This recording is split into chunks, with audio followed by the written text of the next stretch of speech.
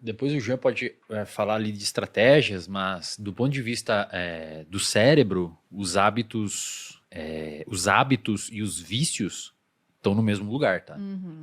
Isso é difícil muitas vezes a galera entender, mas mais especificamente é numa região chamada estriado ventral, estriado dorsal.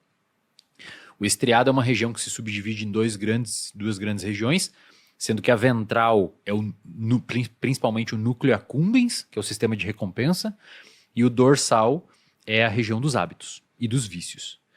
É muito interessante que, por exemplo, pacientes com transtorno obsessivo compulsivo que tiveram por alguma lesão, um derrame, um AVC, alguma coisa, a região do estriado dorsal destruída, e tem relato de caso na literatura, muito bacana o relato de caso sobre isso, o toque desaparece. Tem pessoas com toque severo nas escalas. Teve um caso, por exemplo, que uma menina tentou se suicidar com medicamento e álcool, e deu um AVC, um problema no cérebro, destruiu essa região, o toque dela desapareceu. Então, perceba como o próprio transtorno obsessivo compulsivo é quase como se fosse, entre muitas aspas, um super hábito. Você tem um gatilho que dispara um comportamento automático. E de maneira muito oportuna, eu diria, o sistema de recompensa e o sistema de hábitos fazem parte da mesma região do cérebro.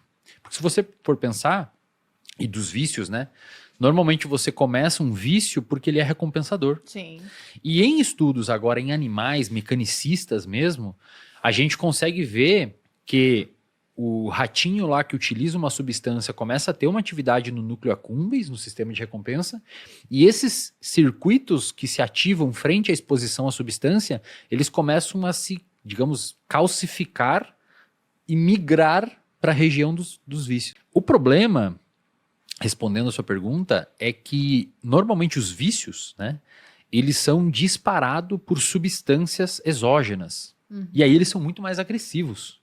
Você ter um hábito de fazer um exercício físico ativa o mesmo circuito no seu cérebro que fumar um cigarro ou cheirar uma droga, só que ativa em proporções estratosfericamente distintas.